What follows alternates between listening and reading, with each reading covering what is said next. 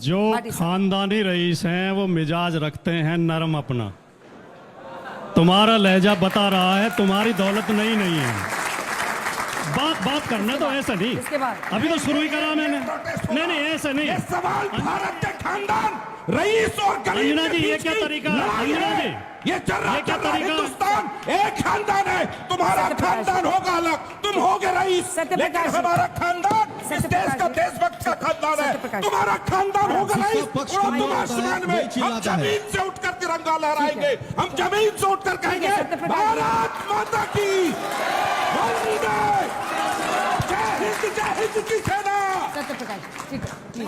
लफ्ज गलत, जिसका झूठ होता है ना वही आज चिल्लाता है। आपसे निवेदन करूंगा मैं, आपके किसी के पास ना हो, वैसे तो अब नेट पे भी उपलब्ध हैं, आप मनोविज्ञान की किताब पढ़ना। मनोविज्ञान कहता है कि जो आदमी जितना ज्यादा झूठ बोलता है वो उतना ही चिल्लाता है। पे आपस में लड़के कोई ये फायदा नहीं है। मनोविज्ञान का तथ्य ये बच्चे भी यहाँ कुछ सुनने आए हैं जो हमारे दर्शक भी देख। अब मैं मुद्दे पे आता हूँ। 22 अप्रैल को पहलगाम में आतंकवादियों ने जो नृशंसतापूर्ण कार्रवाई की, नृशंस हमला किया, हमारे भारतीयों की हत्या की, उसके बाद हमारी सेना ने शानदार और बहादुरी पूर्वक जवाब दिया और काफी नुकसान उन्हें पहुंचाया।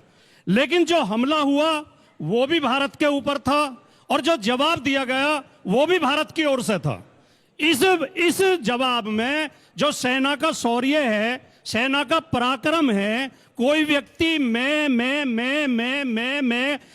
श्रेय लेना चाहे तो वो छोटापन है, वो उसकी छोटी सोच है।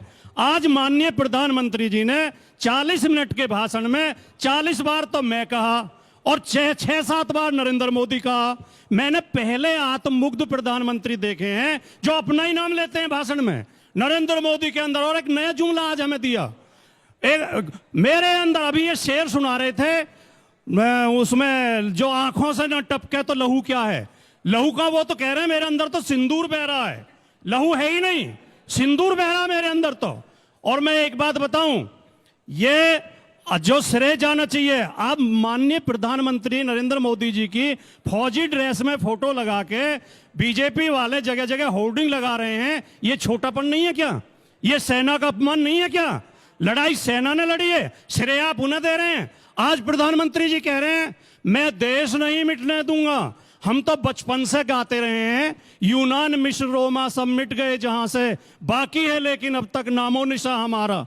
कुछ बात है कि हस्ती मिटती नहीं हमारी, सदियों रहा है दुश्मन दौरे जहां हमारा। इस देश में एक ताकत है, इस देश की मिट्टी की ताकत है, इस देश के 140 करोड़ भारतीयों की ताकत है। उसका श्रेय आप अकेले लेने का प्रयास मत कीजिए। और आखिरी बात में कहते हुए, अंजना जी, मुझे याद है मैं उस समय कॉलेज में पढ़ता था, 99 में, नहीं सॉरी मैं गलत कह गया, 99 में मैं नहीं पढ़ता था, 90 में मेरी एमए हो गई थी।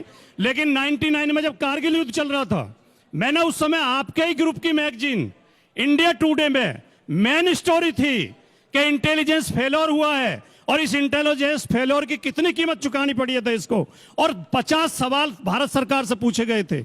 अब तो युद्ध खत्म हो गया, अब तो सवाल पूछने चाहिए, विपक्ष को भी पूछने चाहिए और मीडिया को भी पूछने चाहिए। सवाल पूछने पे क्या पाबंदी है?